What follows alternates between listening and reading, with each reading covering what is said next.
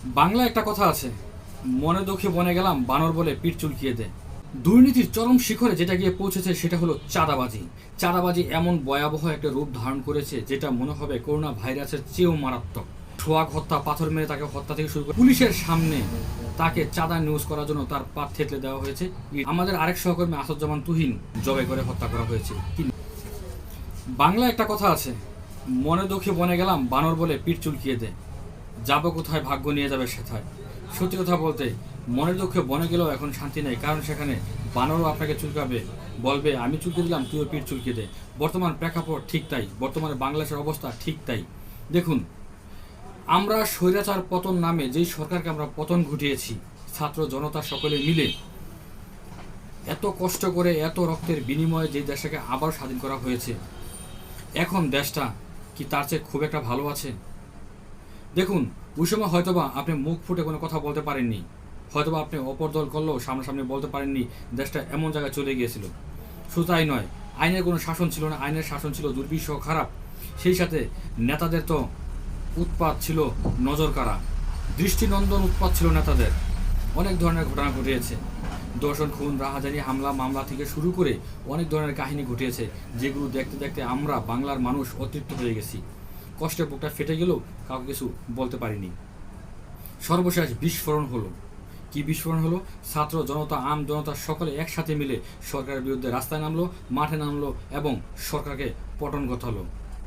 এই সরকারের পতন ঘটালেও সরকার ঠিকই পালিয়ে গিয়েছে। তার পরবর্তী দেশের এই ভাঙাচোরা অবস্থা, যিনি আমাদের দেশের হাল ধরেছেন, তিনি অত্যন্ত সম্মানিত একজন ব্যক্তি। হ্যাঁ, তিনি শান্তিতে নোবেলজয়ী একজন ব্যক্তি, ডক্টর মোহাম্মদ ইউনূস। উনি খুব ভালো মানুষ, উনি ওনার মতো করে দেশটা চালিয়ে যাচ্ছেন। কিন্তু তথাকথিত উচ্ছৃঙ্খল হয়ে উঠছে বিভিন্ন রাজনৈতিক দলগুলো, যারা এত বছর ক্ষমতা থাকতে পারেনি, তাদের এখন যেন ক্ষমতার মোহ তাদেরকে পেয়ে বসেছে।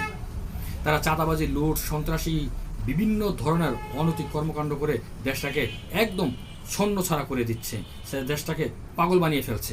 দুর্নীতির চরম শিখরে যেটা গিয়ে পৌঁছেছে সেটা হলো চাঁদাবাজি। চাঁদাবাজি এমন ভয়াবহ একটা রূপ ধারণ করেছে যেটা মনে হবে করোনা ভাইরাসের চেয়েও মারাত্মক। হ্যাঁ, চাঁদাবাজি বর্তমানে এমন জায়গায় গিয়ে পৌঁছেছে, আপনি চাঁদাবাজের নামে নিউজ করে বর্তমানে অনেক সাংবাদিক হয়রানির শিকার হচ্ছেন। পুলিশ প্রশাসনের সামনে দাঁড়িয়ে নির্বিকার দেখছে, কিন্তু কিছু করারও থাকছে না, এমন একটা অবস্থায় এসে পৌঁছেছে। সর্বশেষ ধরুন, সোহাগ হত্যা, পাথর মেরে তাকে হত্যা থেকে শুরু করে বাংলাদেশের মানুষ উঠে নিয়ে যাওয়া এবং হত্যা করা এই লেভেল করছে। সর্বশেষ গাজীপুর সিটিতে সাংবাদিক আনোয়ার হোসেন নামে পুলিশের সামনে তাকে চাঁদা নিউজ করার জন্য তার পা থেতলে দেওয়া হয়েছে ইট দিয়ে।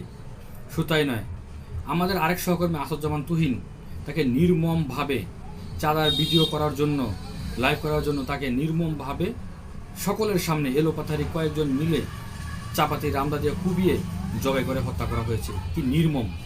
সাংবাদিক যে দেশে নিরাপদ নাই, সেই দেশে সাধারণ মানুষ কীভাবে নিরাপদ থাকবে? দুটাই কিন্তু পুলিশের ভূমিকা থাকার কথা ছিল মুখ্য। কেননা আনোয়ার হোসেন সাংবাদিক যখন পাত্রে দেওয়া হয়, সে যেই মাত্রায় হোক না কেন, যাই কিছু করুক না কেন, পুলিশ যখন সেখানে ছিল তখন তাকে উদ্ধার করতে পারতো দ্রুত, কিন্তু পুলিশ সেখানে নির্বিকার ভূমিকা পালন করেছে।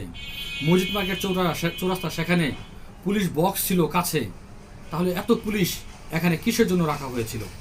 বাসন থানা ছিল এখানে না একটু দূরে, কিন্তু পুলিশ বক্স তো সামনে ছিল, গাড়ি নিয়ন্ত্রণ করার জন্য তো পুলিশ ছিল। এতক্ষণ সময় লাগলো তাকে কুপিয়ে হত্যা করার জন্য, তাহলে কি পুলিশ সেখানে জানে না, পুলিশ সেখানে শুনেনি, পুলিশ সেখানে ছিল না? বেশ প্রশ্ন থেকে যায়। বর্তমানে বাংলাদেশ কিন্তু খুব খারাপ অবস্থার দিক দিয়ে যাচ্ছে। কেন যাচ্ছে? দেখুন, আমরা সুখের আশায় আমরা এত কিছু করলেও সুখ কিন্তু আমার ধরা যায়নি। সাংবাদিক যেখানে নিরাপত্তাহীনতায় ভুগছে, সাংবাদিকের জীবন যেখানে চলে যাচ্ছে, আপনি তো সাধারণ মানুষ, আপনার জীবনের গ্যারান্টি কী, নিরাপত্তা কী, সেটা জাতির কাছে প্রশ্ন থেকেই যায়। ভালো থাকবেন সকলে, আল্লাহ হাফেজ।